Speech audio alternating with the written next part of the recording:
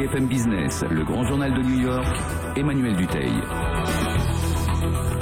On est toujours dans ce grand journal depuis les studios du Nasdaq, comme chaque vendredi ici à Times Square en plein cœur de Manhattan. On va continuer à s'intéresser à ce discours de Jackson Hole de Ben Bernanke. Alors on a décrypté déjà ce discours, on a essayé d'aller dans le détail avec notre premier invité. Là on va essayer de voir un petit peu plus ce qu'il peut y avoir en outils justement de politique monétaire ou en outils plus largement de politique économique. On est avec Bernard Salanier, bonjour. Bonjour. Merci d'être notre invité. Vous êtes professeur d'économie ici à l'Université de Columbia, donc l'une des principales universités de New York. Vous êtes par ailleurs auteur de L'économie sans tabou aux éditions Poche Le Pommier. Alors, qu'est-ce que Ben Bernanke peut avoir comme outil de politique monétaire quand il nous dit qu'il a quelques outils? Quels sont les outils dont disposent des banquiers centraux, Bernard Salanier? Les banquiers peuvent jouer sur le taux d'intervention de la Banque centrale. Les différents taux d'intervention, c'est un petit peu compliqué. Il y a l'argent que la Banque centrale prête aux différentes banques à différentes conditions, par différents moyens. Il n'y a plus une marge de manœuvre considérable puisque ces taux sont déjà extrêmement bas. Ils peuvent acheter des titres sur le marché financier pour injecter de la liquidité dans le système. Ça a déjà été fait 2 fois. C'est ce qu'on appelle les plans QE1 et QE2. Le soutien à l'économie, le rachat massif de bons du Trésor notamment. Voilà, c'est ça. Certains attendaient ou espéraient peut-être une annonce lors du discours de Ben Bernanke de ce matin. Ça me paraissait assez peu probable qu'il annonce un 3e plan d'injection massive de liquidités. Surtout que les 2 premiers ont eu des résultats assez mitigés pour l'économie, notamment le 2e. Il a soutenu les marchés financiers, mais il n'a pas eu un impact majeur sur le cycle vertueux comme ils espéraient le créer. Ça, effectivement, c'est la déception qu'on a. On a eu les gens parlent de double dip, peut-être, parfois. Alors, le double dip, c'est un double plongeon. C'est une expression que je n'aime pas trop parce que le premier plongeon a été catastrophique. Les chiffres ont été révisés encore dans ces derniers mois, mais à un moment, le taux de croissance de l'économie américaine était tombé en dessous de moins 8%. Donc ça, c'était un plongeon comme on n'en a jamais connu. Actuellement, après une période où la croissance était repartie vers 4%, on est tombé vers 2,5% et maintenant vers 1%. Ça n'est pas une récession, mais la croissance est quand même extrêmement molle. Alors effectivement, les 2 plans QE1 et spécialement QE2 n'ont pas l'air de nous avoir tellement évité ce ralentissement de la croissance. Je pense par ailleurs que les contraintes politiques dans une année préélectorale sont extrêmement fortes. Je ne vois pas Bernanke contre en plus l'opposition déjà d'une partie de son board se lancer dans une nouvelle injection massive. Est-ce qu'on en attend trop, du coup, Bernard Salanier, des banquiers centraux? C'est vrai que là, il y avait une attente autour de ce discours de Ben Bernanke à Jackson Hole. Alors, parce que l'année dernière, c'est là qu'avait été annoncé le QE2. Jusque-là, la réunion de Jackson Hole de la fin du mois d'août avait un intérêt relativement mesuré pour le grand public. Mais alors, cette année, c'était l'événement planétaire. Oui, on a parfois comparé ça à la kremlinologie, il y a la fédologie, les gens qui analysent dans les moindres détails les propos de Bernanke et des différents membres du board. Là, je crois qu'on s'est un peu monté la tête véritablement. Il y avait la probabilité qu'il annonce quelque chose de très important me semblait très faible.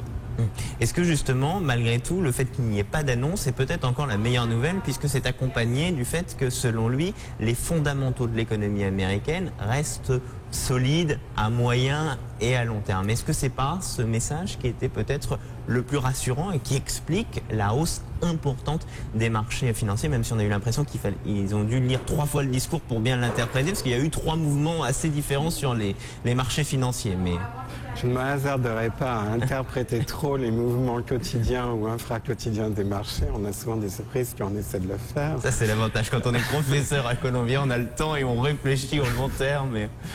Mais je pense qu'il a raison de dire que les fondamentaux restent bons.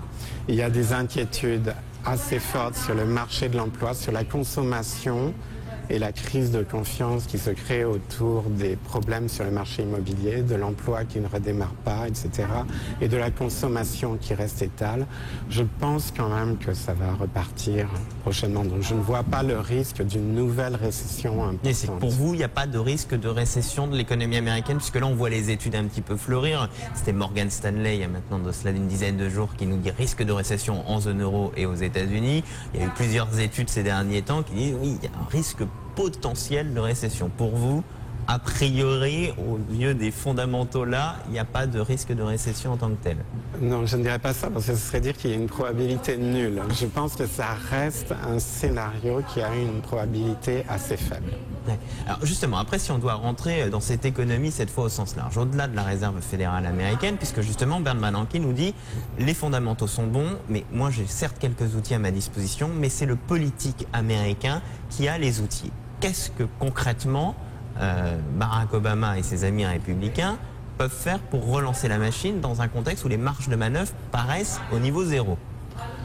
S'ils arrivaient à se mettre d'accord, ils pourraient faire un certain nombre de choses. Par exemple, il n'est pas déraisonnable de penser qu'un nouveau plan de stimulus, comme on dit, pourrait avoir des effets positifs en relançant l'activité. Il y a une logique à ça. La consommation privée et l'investissement privé sont relativement à tonnes. Le gouvernement peut s'y substituer. Mais est-ce qu'il a les moyens de faire ce plan de relance? S'il pouvait avoir un discours clairement articulé et qui recueille une majorité suffisante au sein du Congrès, il aurait les moyens de le faire. Mais malheureusement, les choses en sont à un point de crispation partisane qu'on n'imagine pas que dans l'année qui vient, Obama puisse faire passer ce genre de choses au Congrès. Pourtant, Barack Obama nous promet, il travaille là depuis son lieu de vacances, un grand discours sur l'emploi, la croissance, qui tourne toujours autour des mêmes thèmes, infrastructure, investissement dans les nouvelles technos. Ça, si ce plan devait être appliqué, ce qui paraît complètement illusoire, mais si ce plan devait être appliqué, Bernard Saleny, est-ce que ça va dans le bon sens? Est-ce que ce sont des idées positives pour les États-Unis et que les États-Unis peuvent se payer au moment où on se parle? Oui, je pense que les États-Unis ne sont quand même pas, quoi qu'on puisse dire, S&P, Standard & Poor's, les États-Unis ne sont pas en risque de faillite. Ils pourraient se permettre un plan de relance supplémentaire. Il faudrait probablement l'orienter un peu plus vers des dépenses qui ont des chances de produire de l'emploi à court terme. C'est quand même l'un des objectifs principaux. Les investissements dans les nouvelles technologies, c'est très bien en soi, mais ça n'est probablement pas un plan de stimulus à court terme. Est-ce qu'il ne manque pas aussi justement aux États-Unis aujourd'hui la capacité à recréer de la croissance, dans le sens où jamais quasiment pour une génération d'Américains ils ont connu une récession aussi longue, en tout cas une période d'économie aussi atone. Et ça, est-ce que c'est pas aussi un gros problème, puisque d'une certaine manière les États-Unis se retrouvent un peu dans une situation inédite, et peut-être à situation inédite il faut une réponse inédite? Il ne faut pas négliger l'ampleur du traumatisme subi par les Américains au-delà de l'économie américaine. On a vu le chômage monter en flèche, comme ça n'était pas arrivé depuis 1979-1980. On voit une proportion de chômeurs qui sont des chômeurs de long terme.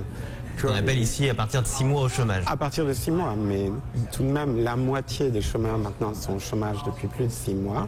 Il y a relativement peu de nouvelles entrées au chômage. Ce n'est pas ça qui entretient le taux du chômage, mais les gens ont énormément de mal à retrouver un emploi. Et tout ça, ça crée des scènes que les gens voient autour d'eux qui leur font penser à une atmosphère de dépression, ce qui est un peu excessif. Mais les Américains ne sont pas... C'est triste à dire, mais ils ne sont pas habitués comme nous à tolérer un chômage de long terme qui est toujours au-dessus de 7, 8, 9%.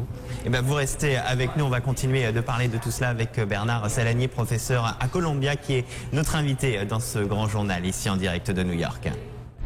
BFM Business.